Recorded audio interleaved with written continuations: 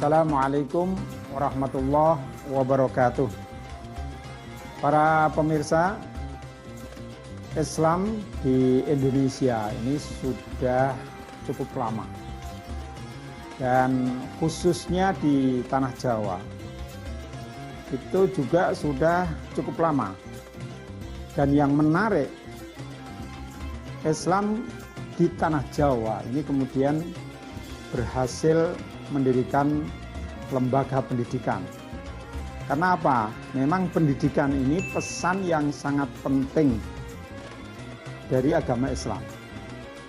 Kita ingat Al-Quran yang pertama turun itu adalah perintah Iqra. Nah, perintah Iqra ini kemudian oleh Rasulullah dimunculkan juga dalam bentuk bagaimana Rasulullah mendidik masyarakat. Ketika Islam kemudian sudah mulai menyebar di masyarakat, Rasulullah kemudian berdakwah, dan setelah banyak orang-orang masuk Islam, lalu apa? Rasulullah kemudian membuat lembaga pendidikan, baik di Makkah maupun di Madinah. Nah, lembaga pendidikan ini juga sama ditiru oleh para ulama yang menyebarkan agama Islam, termasuk di Jawa.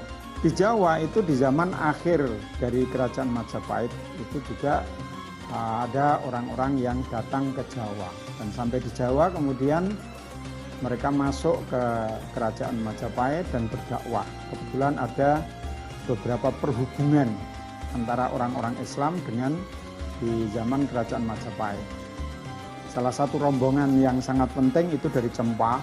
Dari Champa itu ada satu kerajaan di Vietnam yang kemudian oleh Raja Majapahit yang saat itu berkuasa diberi satu tempat, ya. Karena ini ada beberapa orang, ada yang diberi tempat di daerah Gresik, Gapura. Di sana itu kemudian tempat, ya, para wali pertama yang mendirikan yang kemudian kita kenal sebagai lembaga pendidikan pesantren, yaitu Maulana Malik Ibrahim. Kemudian Sunan Ampel atau Raden Rahmat itu dia diberi daerah di Surabaya yang kemudian dikenal sebagai Ampel.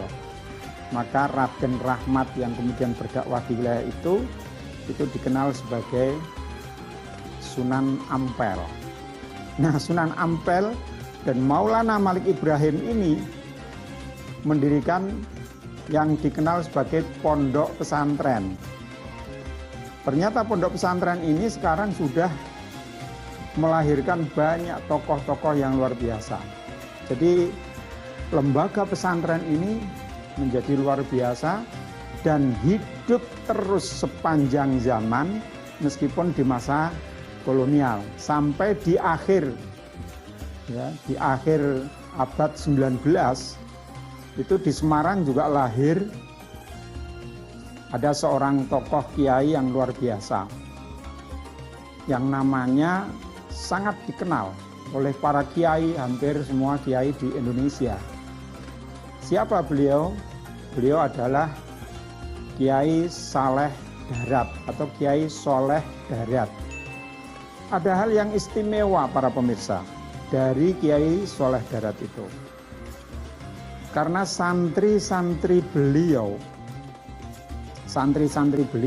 yang mondok di darat itu adalah ternyata tokoh-tokoh yang sekarang ini kita kenal sebagai tokoh-tokoh yang luar biasa. Siapa mereka itu? Mereka itu antara lain satu, Kiai Haji Hasyim Asy'ari. Saya kira ini banyak sekali orang mengenal, orang Indonesia, bahkan tidak hanya orang Indonesia, orang luar pun, bahkan ada satu biografi yang ditulis oleh orang Libanon, menulis tentang Kiai Haji Hasyim Asy'ari. Orang Libanon ini, dia menulis satu buku biografi tentang Kiai Haji Hasyim Asy'ari. Dia menyatakan bahwa beliau adalah peletak dasar kemerdekaan Indonesia. Kiai Haji Hasyim Asy'ari ini kemudian di tahun ya, beliau mendirikan organisasi yang namanya Nahdlatul Ulama. Di samping tentu beliau juga mendirikan pesantren, karena beliau tokoh dari Jawa Timur di Tebu Ireng, maka Kiai Haji Hasyim Asy'ari juga membuat basis pesantren di Tebu Ireng. Jadi beliau ini tokoh yang luar biasa.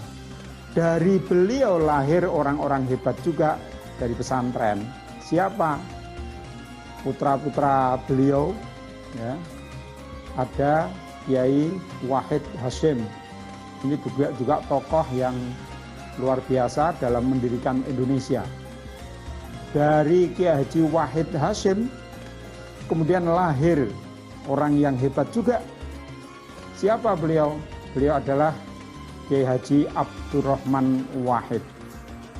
Abdurrahman Wahid ini pernah menjadi ketua PBNU beberapa periode. Kemudian beliau juga pernah menjadi Presiden Republik Indonesia.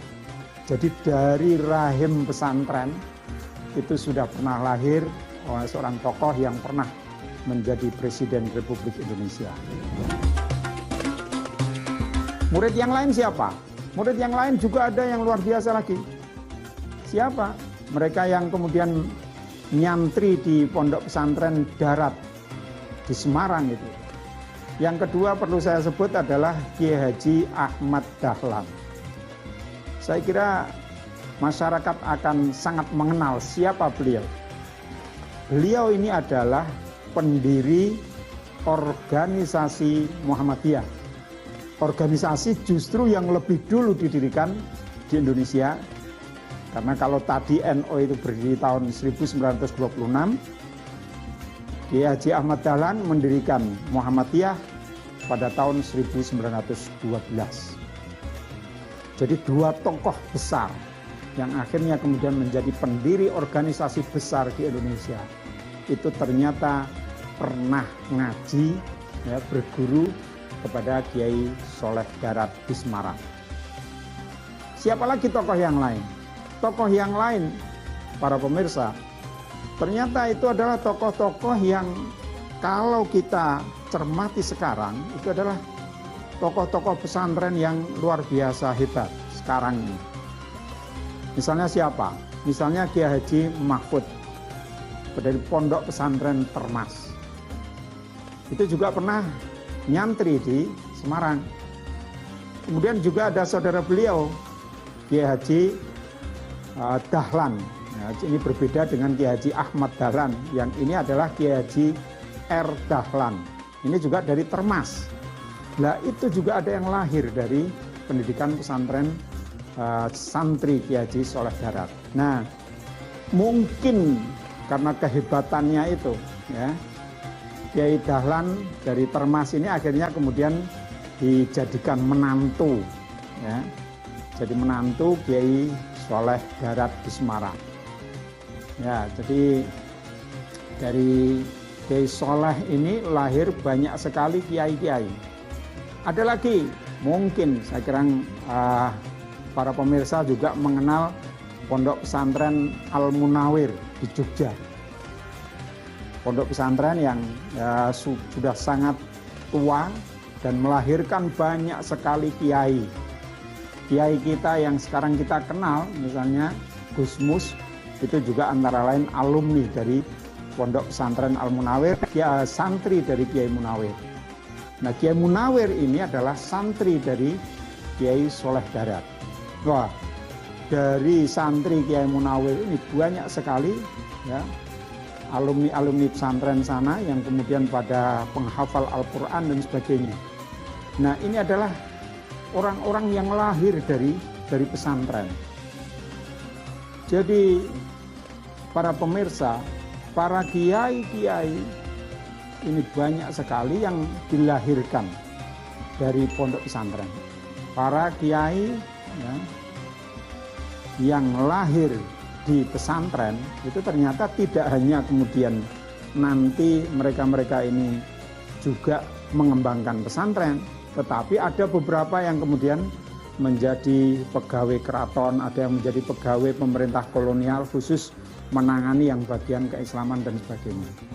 Sehingga ini menjadi kekuatan yang penting lahirnya tokoh-tokoh dari pondok pesantren yang kita kenal.